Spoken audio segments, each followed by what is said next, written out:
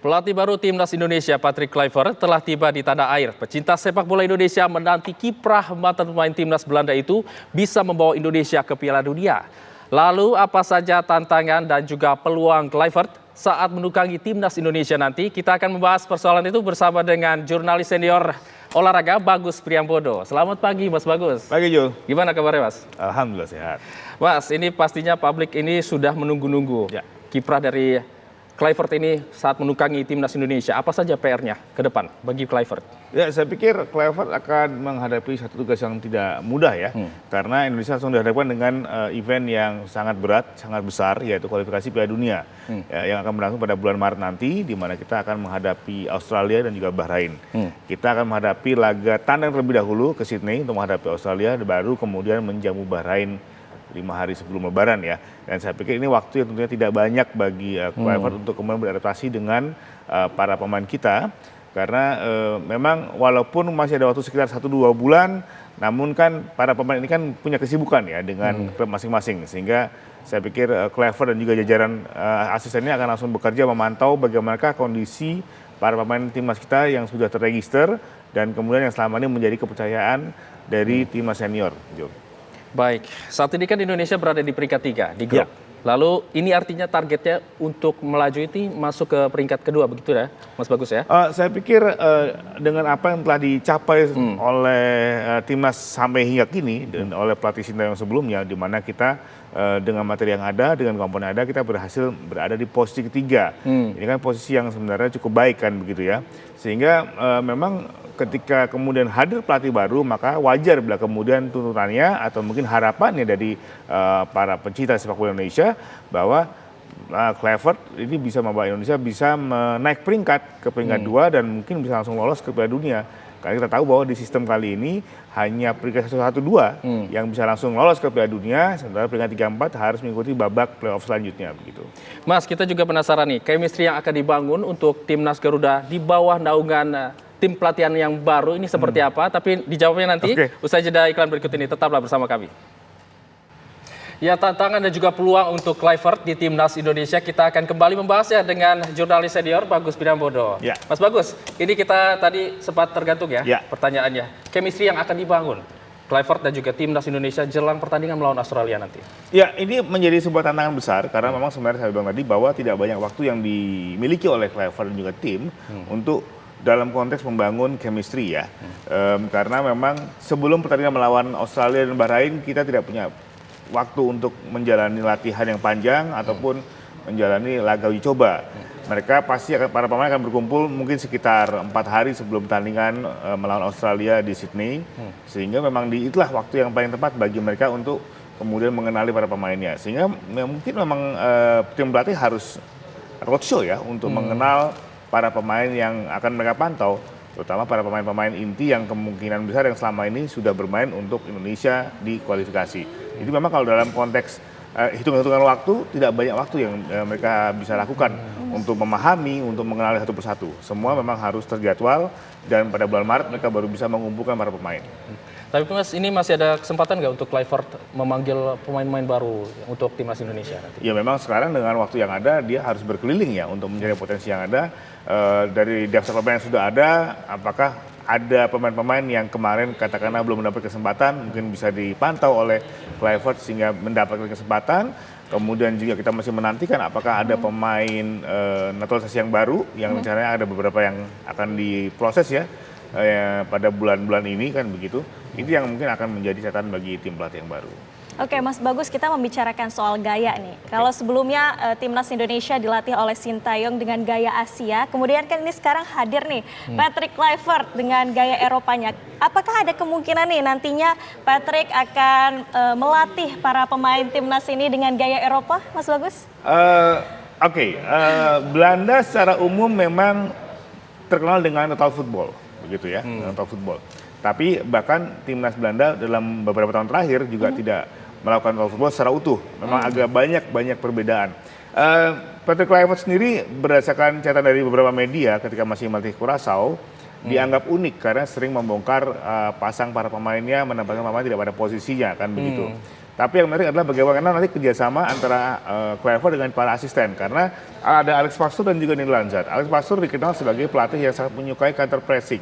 Bermain dengan agresif, dengan lini pertahanan yang tinggi. Nah, kita akan melihat apakah para pemain kita bisa beradaptasi dengan hal tersebut.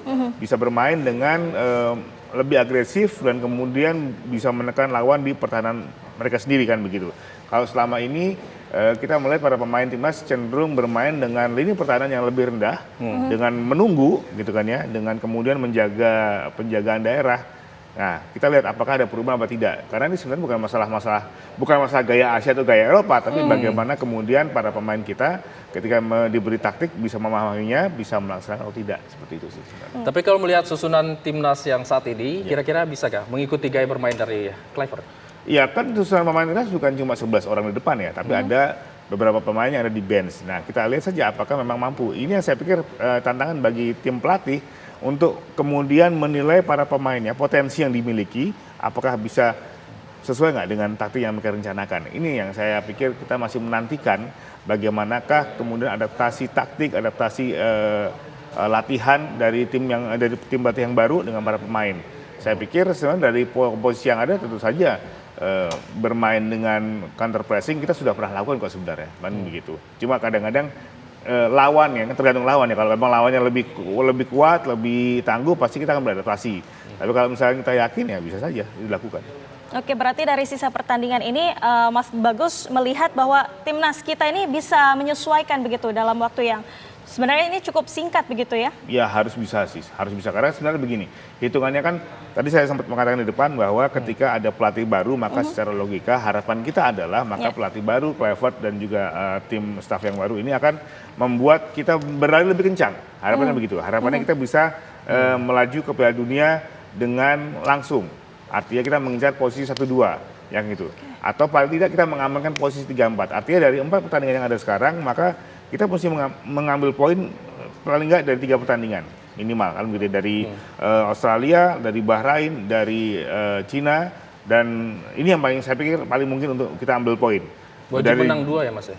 Wajib menang 2, seperti itu tergantung dengan tim lain juga kan gitu ya. Tapi paling kalau kita mengamankan kita menang 2 pertandingan, kita mengumpulkan ada tambahan 6 poin kan sudah jauh lebih baik daripada kita misalkan 3 kali seri kan juga nggak lucu juga kan begitu. Tapi memang dengan 4 pertandingan melawan Jepang yang memang sudah relatif sulit dikejar, maka melawan Bahrain, Australia dan juga Cina adalah tempat peluang kita terbesar untuk mencuri poin begitu. Oke, dari ketiga lawan tersebut kira-kira yang paling mudah atau memungkinkan begitu ya untuk bisa mencuri poin dari Bahrain, Cina, kemudian sebenarnya tidak ada yang mudah karena saya pikir semua tim saat ini berada di posisi yang sama. Mereka nilainya mirip-mirip sama kita ya kan. Mereka ini semua tim berpeluang yang sama untuk berada di nomor 2. Kita nggak bisa Jepang nih. Jepang katakanlah sudah nomor 1 ya kan gitu ya. Lolos langsung.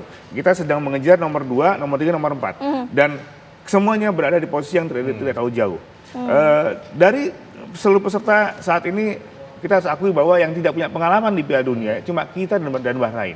Cina yang banyak orang mengatakan bisa kita kalahkan, sebenarnya punya pengalaman di Piala Dunia. Artinya memang kita ini belum punya pengalaman di situ, dan kita sedang mengejarnya, gitu loh. Jadi tidak ada yang mudah, tapi kita harus memanfaatkan pertandingan melawan Bahrain dan Cina. Kenapa? Kita main di kandang sendiri, gitu. Itu yang bisa kita akan usahakan untuk mencuri poin dan mencuri kemenangan di situ. Mas, kembali ke gaya melatih Kluivert. Ini kalau dari analisa dari Mas Bagus, kira-kira yang akan ditekankan apa nih? Fisik atau taktik? Wah, saya pikir itu keduanya nggak bisa dipisahkan ya. Sekali lagi mau meningkatkan fisik secara apapun itu sebenarnya tergantung para pemain di klub masing-masing. Karena mereka cuma punya waktu berkumpul 4-5 hari maksimal. Kan begitu ya. Mungkin yang bermain di Liga Indonesia bisa agak sedikit lebih panjang kalau diliburkan kompetisinya. Tapi apa yang bisa kita harapkan dari 7 hari? Kan nggak ada. Artinya harus simultan nih antara peningkatan fisik dan juga taktik. Pasti tim pelatih sudah memikirkan bagaimana caranya mereka membuat menu latihan yang secara taktikal terpenuhi kebutuhannya dan secara fisik juga terjaga. Tapi yang pasti para pemain seharusnya pada saat ini kan mid season ya, tengah-tengah musim, para pemain punya fitness yang cukup baik lah. begitu. Semoga nggak ada yang cedera ya, itu yang paling penting itu. Mas, terakhir nih, untuk melihat susunan kepelatihan yang sekarang, selain Patrick Kluivert, ada 2 asisten pelatih yang memang belum diumumkan secara resmi, tapi ada 2 asisten pelatih. Ini informasinya Alex Pastur dan juga Daniel Lanzat. Ini kalau Mas Bagus melihatnya kedua asisten pelatih ini, kinerjanya, kemudian juga dari historinya seperti apa? Baik, saya pikir Alex Pastur dan juga Daniel Lanzat bisa membuat tim pelatih menjadi lebih komplit ya. Karena kita tahu bahwa Patrick Kluivert juga belum punya pengalaman banyak menjadi head coach untuk tim nasional. Dan juga untuk di klub tidak banyak, Daniel Lanzat juga belum, tapi Alex Pastur juga bisa memberikan dimensi yang berbeda. Alex Pastur di level klub sudah berulang kali menjadi head coach dan terakhir juga beberapa tim dari divisi 2 bisa dia promosikan.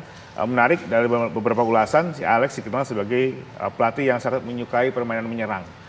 Dia suka para pemainnya bermain agresif. Nah ini saya pikir akan menjadi catatan tersendiri apakah ini bisa dipraktekkan ke timnas kita. Begitu. Baik, terima kasih Mas Bagus atas analisanya pada pagi hari ini. Kita harapkan semoga Indonesia bisa lolos ke Piala Dunia. Betul. Amin.